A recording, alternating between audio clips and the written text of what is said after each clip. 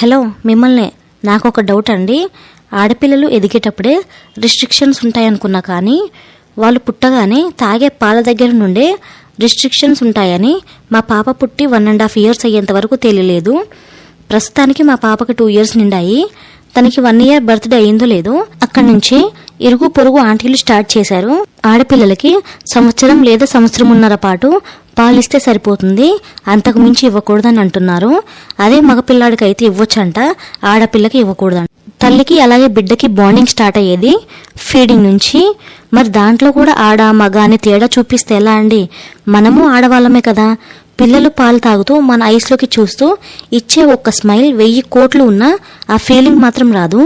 Please ఆడ మగ అని తేడా చూయించకండి.